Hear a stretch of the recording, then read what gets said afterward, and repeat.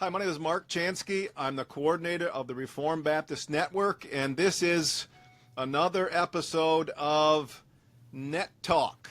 Net Talk, which is a venue where we discuss things about the Reformed Baptist Network. You know what our purpose is, glorifying God through fellowship and cooperation in fulfilling the Great Commission to the ends of the earth. So we really believe that even though we're working with, on this Net Talk, really nuts and bolts regarding amendments made to the Reformed Baptist Network policy manual and Constitution.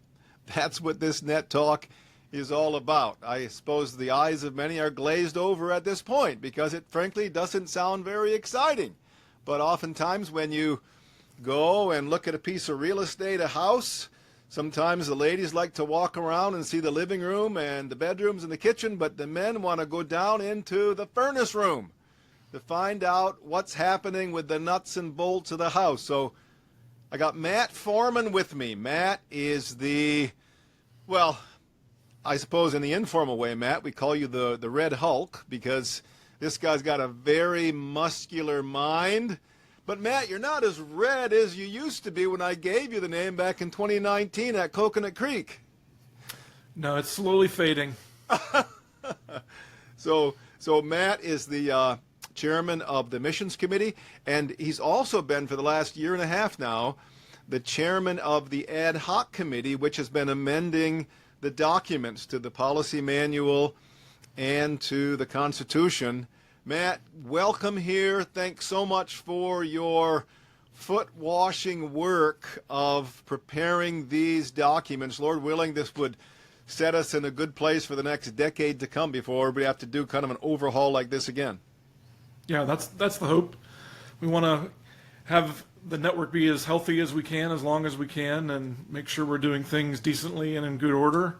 And yeah, these are things that, nobody likes to do them, but somebody has to do them. So we were glad to serve the network in terms of trying to work our way through these details and make some recommendations.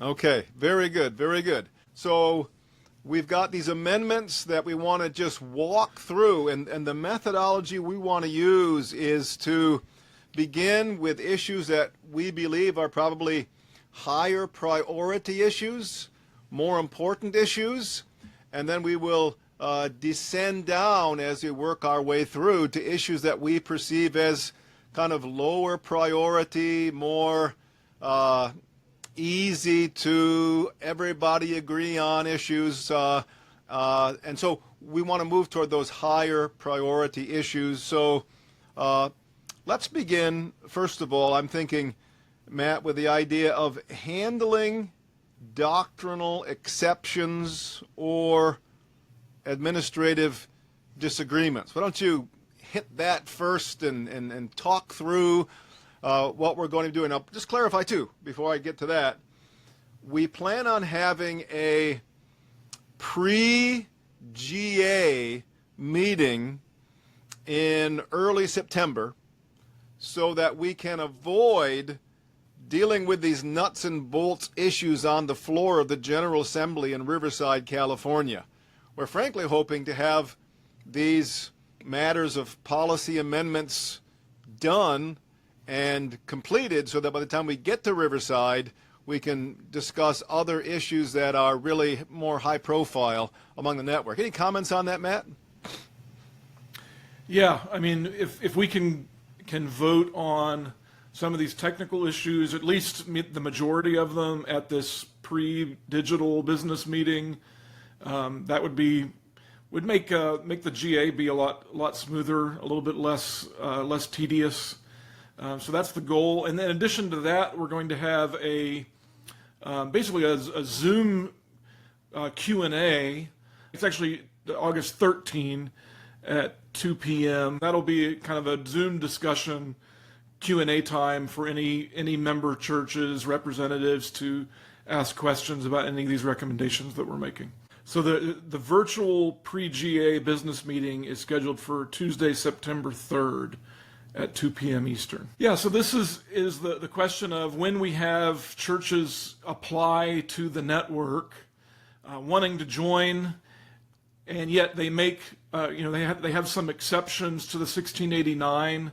How do we go through the process in a peaceable way of evaluating those exceptions, whether they are substantial or not, whether they're acceptable to the network? How does the membership committee go about evaluating their responsibility to shepherd an application through the process? What's the responsibility of a sponsoring church? When a church applies to the network, they have to have a sponsoring member church bring them. So what's the responsibility of that sponsoring church to try to evaluate any doctrinal disagreements or exceptions? And what we kind of recognize is we don't really have currently a way of handling those with a good process. And so we wanted to try to make that cleaner. And on the flip side, what do you do when you have a member church that changes its doctrinal stance on an issue? How does the network evaluate whether that's a substantial change or not that would affect their membership? And so we were trying to come up with some ways to work through those issues that would not become overtly political, that would be doing things decently, would give some directions to the committees. So let me share my screen real fast. So there were 9 people on the committee. Everybody made a great contribution. Dave Merrick was particularly our detail guy. Very thankful for him, because I'm not naturally a detail guy. I'm more of a big picture guy, but Dave was able to go through things with a fine-tooth comb. And so very thankful for the members of the committee. And we've also been having conversations with the other standing committees. So any of these recommendations we're making, we've already kind of run them by the other standing committees to make sure that they're on board with things that would affect them. So this first one, procedure for handling doctrinal exceptions or administrative disagreements. Let me just read through this, because I think this is there's some details here that will make sense, will be helpful to clarify. Number one, it says that the doctrinal standard of RBNet is the 1689 London Baptist Confession as a whole. Individual churches may be allowed to take non-substantial exceptions, but this should not be understood as shrinking the confessional standard of the network, and these churches should not agitate for their exceptions within the network. So that first paragraph, I think, is important, just to say, there are churches that are currently in the network that have taken certain exceptions to the 1689, but that doesn't mean that other churches have taken those exceptions. In terms of our cooperation as a network, we're recognizing that we hold to the 1689 as a whole. This would be similar to something like in your own church, when you have a member join your church who may not be in complete doctrinal agreement in certain areas, but they're agreeing to be under the doctrinal standard of your church. We want to say up front that we don't, in allowing churches to take exceptions, nobody should allow those exceptions to become divisive issues for other people in the network, if that makes sense. Number two, applying churches must list and briefly explain any reservations or exceptions to the London Baptist Confession in their application. 3, when an applying church lists an exception that is unprecedented, that appears to be outside of the reservations and exceptions already allowed by the General Assembly, the membership committee must draw specific attention to the exception during the recommendation and deliberation process by the churches. The committee, working with the sponsoring church, will shepherd the discussion on whether the exception falls within the bounds of substantial subscription. The sponsoring church may explain their recommendations on its acceptability. Also, the membership committee may submit a written opinion on the issue. If there is doubt about the consensus of the churches, the membership committee can ask that an advisory straw poll be taken on the issue. So you'll notice there, the policy manual 2.8b6 tells the membership committee that they are to keep a record of exceptions that have been made historically by other churches. But this is dealing with a situation where a church applies that has an exception that we've never really discussed. So, for example, a couple years ago, there was a church that applied to the network that had a certain definition of the diaconate and allowed for women deacons.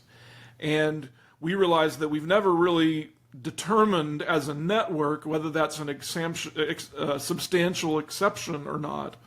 And so that church was a little leery of being a guinea pig for that discussion. We were trying to figure out if you're an applying church, you want your church to be excited about applying to join a network, but what do you do if the network decides they don't want you? How do we handle that in a way that's peaceable and gracious, but also willing to take a firm stand if we need to? And so this is basically saying that that needs to be worked through carefully. The sponsoring church particularly needs to take responsibility to say why they think that this church should be allowed, why this exception should be allowed. It's not laying all of this on the membership committee, and it's giving a process for even prior to a formal vote. Kind of feeling out the sense of the churches, whether this was going to be a divisive issue or an easy allowance or not, if that makes sense. Just to clarify here, Matt, the church that raised the issue of the diaconate, that was a church that really had for decades appointed women to roles such that are understandably feminine roles, like director of the church kitchen or director of the nursery or director of meal deliveries for families in need. They traditionally called these women deacons or deaconesses, but these women in their servant roles didn't really have any intended authority over men at all. So I think it's just important to clarify that. So number 4, after the discussion period, the application is brought to a vote. If the church is approved, the exception will be added to the ongoing record of allowed exceptions. That's just an internal membership committee record of exceptions that have been allowed historically. Number 5, after the vote, the membership committee may ask that their written opinion on the doctrine be submitted for the affirmation of the churches and added to the record for future reference. So, for instance, a few years ago, we had a question about the Sabbath issue and a continental view of the Sabbath. And there was a paper the membership committee wrote that has now for several years been used to provide guidance on some of those questions. This is kind of formally saying, that process should be kind of overseen by the network as a whole. Number 6, similarly, this is now addressing the other side. If a member church changes their stance on a confessional doctrine and takes an unprecedented exception, they must inform the membership committee. In such cases, the membership committee will inform the member churches and follow a similar procedure as listed in Numbers 2-4, bringing the matter to the churches for a discussion and a vote. So that kind of deals with things on the back end. Then number 7, in very difficult cases of difference over doctrine or administration, when an issue may cause ongoing disruption among member churches, the network may receive a motion that an ad hoc committee be appointed to study the issue. The committee should include 6 voting members selected through the normal nomination process. It should try to work towards a united and consensus report. If a consensus cannot be reached, the committee could issue majority and minority reports on the issue. Also, by a majority vote, the committee can also issue a recommendation to the General Assembly on how to resolve the difference.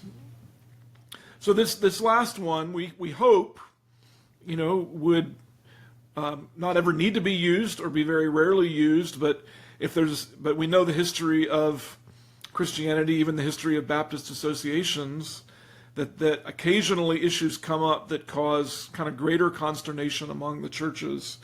And we want to be able to, before that happens, have a process to address that issue And what we're recommending, this would be similar to something that has been done in the past in Presbyterian circles, is basically have a study committee appointed to work through the issue. And that study committee would be appointed through the normal nomination process. Through that process, you might assume that people with different views on the issue might be both on the committee. And yet, the goal would be for that committee to try to work towards a consensus on whatever the doctrinal or administrative issue is.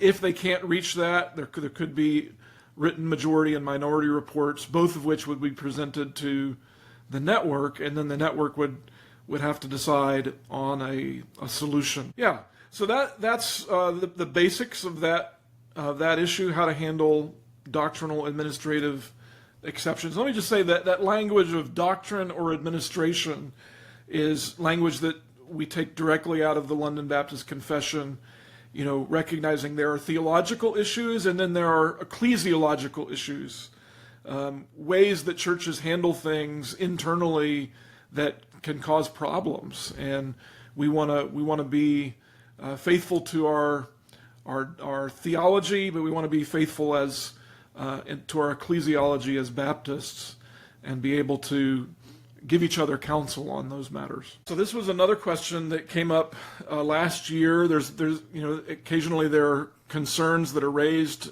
in the network, and the membership committee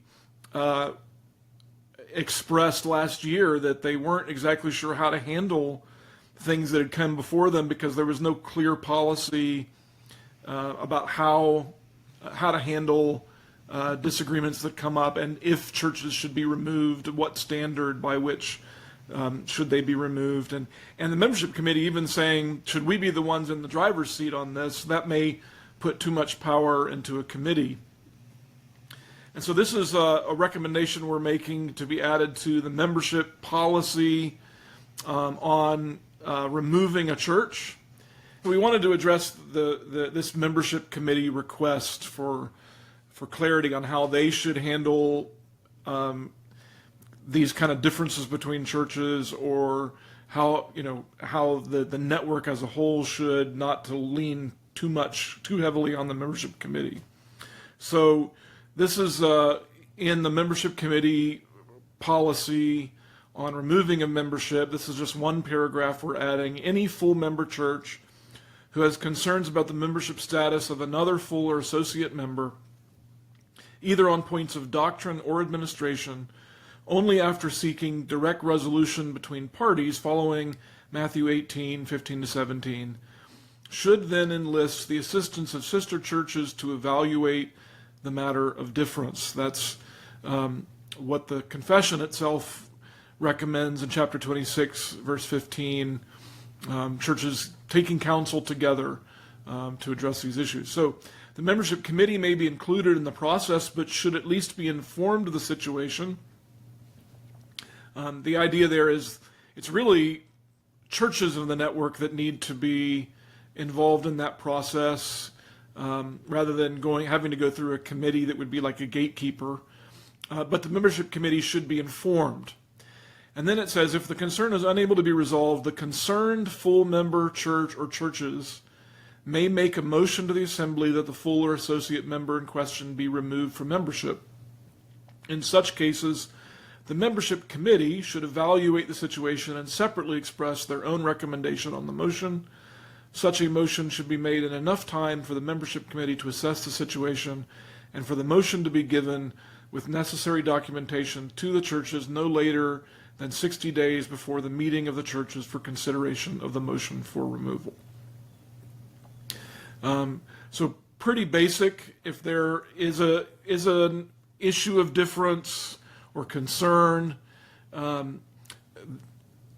we've got to begin with a personal process of talking directly to those involved, maybe getting other churches involved.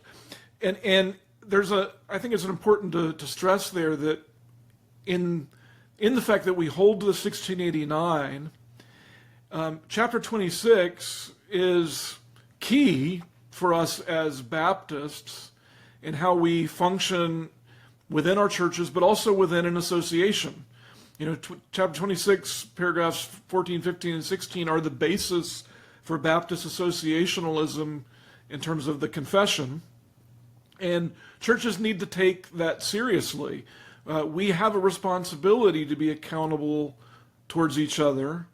Otherwise, what are we in an association for? That's part of the purpose of this association. And so churches need to take that seriously, be willing to be accountable to fellow churches, try to work through issues, not isolate themselves. Proverbs 18:1, whoever isolates himself seeks his own desire, he breaks out against all sound judgment. That's true of an individual, but that's also true of churches. Good. That's really helpful. So let's go on to issue of... Well, go ahead, Matt. You had something? Let me, before we move on, because the other issue would be dismissing missionaries. Oh, yeah. And I'm not going to pull up that paragraph, but basically the issue for missionaries should be handled the same way. The main difference is that a missionary has a sponsoring church. And so if there's a concern, the concern needs to first be addressed with the sponsoring church. Maybe the sponsoring church will share the concern about the missionary. But a similar process would need to be followed in terms of removing the endorsement of a missionary following these same kind of standards. Yeah, and this is just a desire for there to be conscientious quality control. Yeah. Okay, let's move ahead to the issue of guidelines for non-serviced and associate missionaries. This has to do with accountability. Yeah, this is something we wanted to add to the missionary policy. Sadly, in the last year or two, we've had a couple of situations of associate missionaries. So associate missionaries are missionaries that don't have a direct accountability to the network. They're not sent by a member church. They themselves are Reformed. They wanted a connection to the network. They have a sponsoring church, but they're really sent through another agency. They're sent through another sponsoring church. We have a few of those. And yet we've had some situations, come up in the last couple of years where we've realized with some of those situations, we don't have no way of monitoring whether things are being done well, whether the finances are above board. And we don't have authority over those things. This is a looser connection to the network.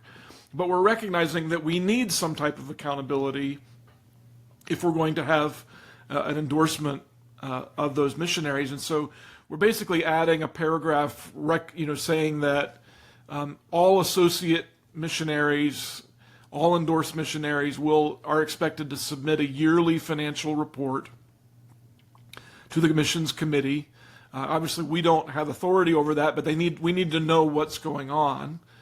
And then also saying that sponsoring churches of these associate missionaries are expected to have some level of ongoing relationship and oversight over that missionary's activities and financial practices, just to ensure that they're remaining in agreement with what we want to see missionaries doing. We want member churches to be eager to host those, but we need some type of oversight or connection over them, to make sure that they really line up with what we want our moniker on, what we want our label on. And so we wanted a way to do that was not tedious, didn't require some, real formal vote and process. And so what we are proposing is basically that regional RBNet gatherings are encouraged.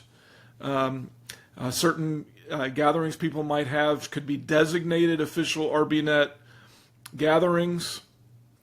Those gatherings would not be a substitute for attendance at the GA, like for the membership requirements. They're more informal. And basically the process would be that the coordinator would be responsible to work with member churches to approve official regional gatherings when requested. So,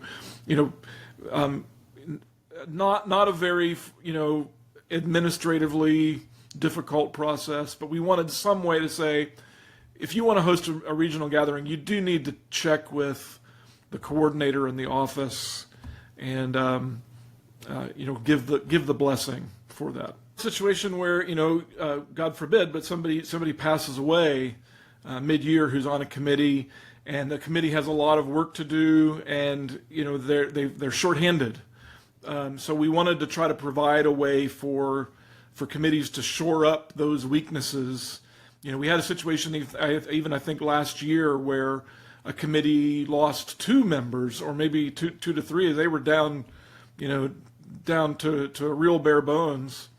So this is a proposal we're making to be added to the policy. If a committee position opens up between general assemblies through resignation or death, the committee can directly and immediately nominate an emergency replacement to be approved by an emergency vote of the churches, who will fill the position until the next General Assembly and normal nomination process.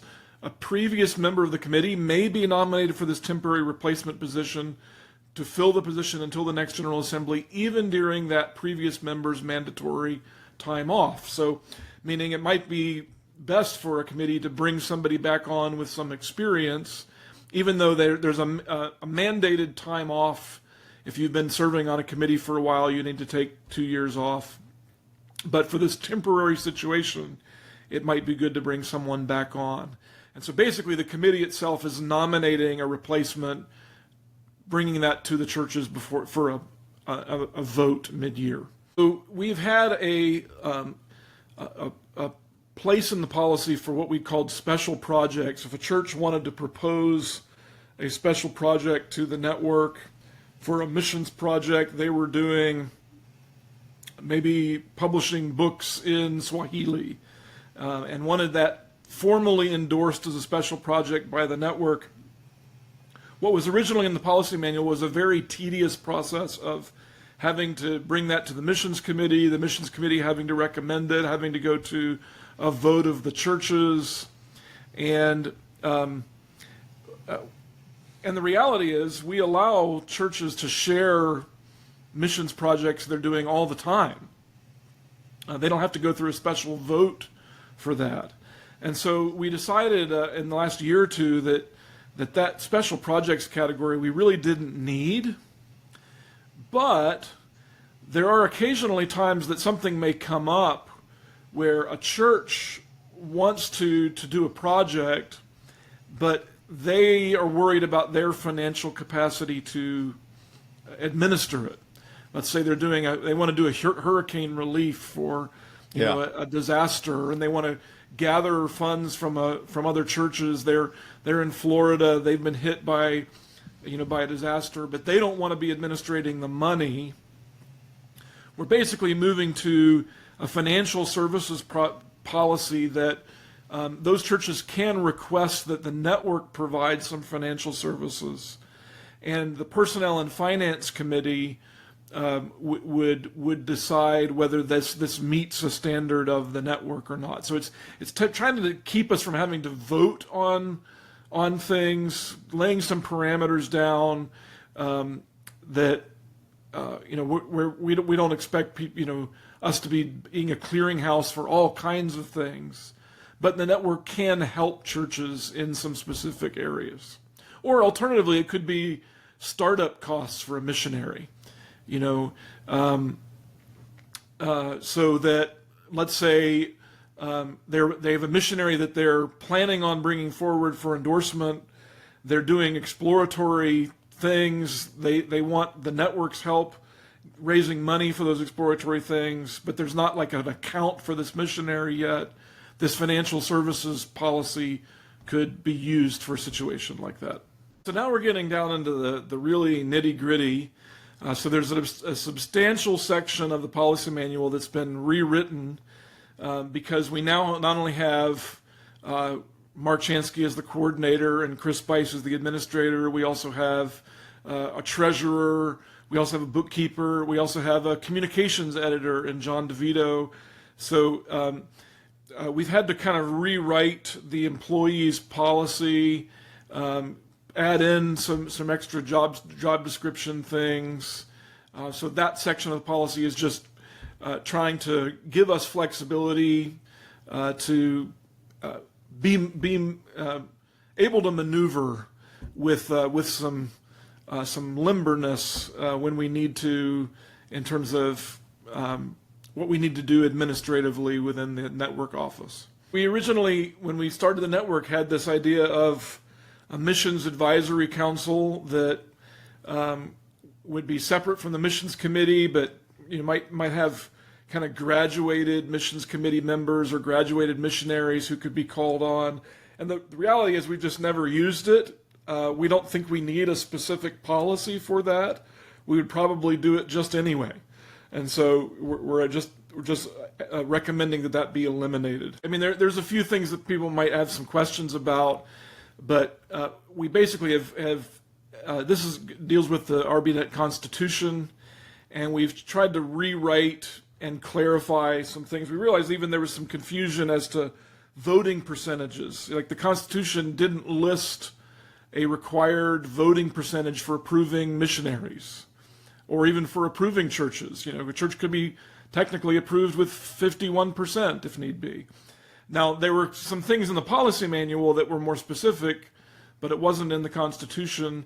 And even there were some discrepancies between what the policy manual said in terms of voting percentages and what the Constitution said in terms of voting percentages. So we basically have worked to add some things to the Constitution to clarify that most things are going to require a 2/3 vote for membership and for approval, and for constitutional changes and things like that. And then there's also something in there about when we have electronic meetings and electronic voting, how do we handle those issues? So that's another thing that's in the Constitution and Policy Manual. I don't think we need to, or in the Constitution, I don't think we need to talk about the details of that here. I think they're fairly explanatory, but people should know what those are. Thanks, Matt. Well said. I want to express to everybody the importance of all of our RBNet members in these upcoming weeks and even months, just to keep abreast and keep up to date on these briefings as we approach that pre-GA meeting in September.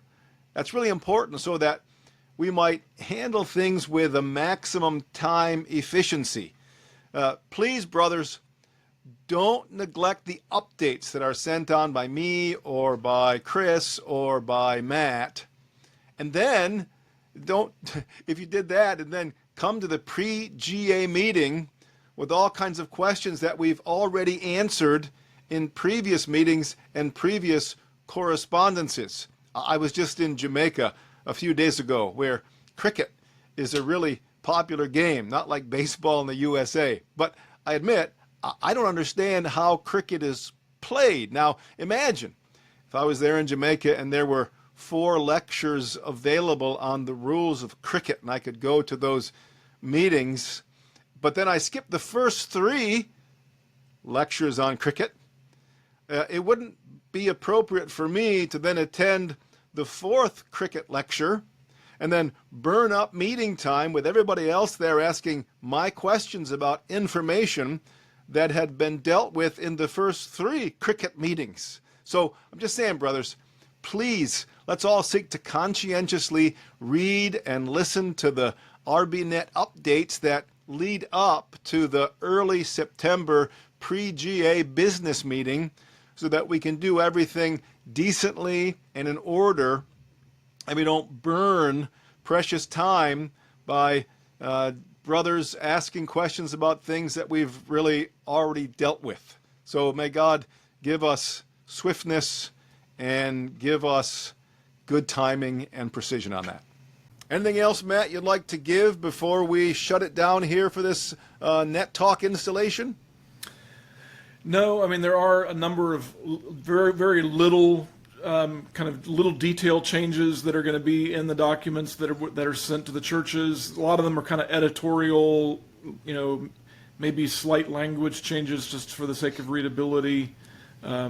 So, but all of those are going to be highlighted in the document, and then each highlight will have a comment to the side, briefly explaining the reason for the change. Matt, thanks so much for this clear presentation of these issues that the ad hoc committee is proposing as amendments to the policy manual and the Constitution. And brothers, let me just remind you of two important dates that are coming up.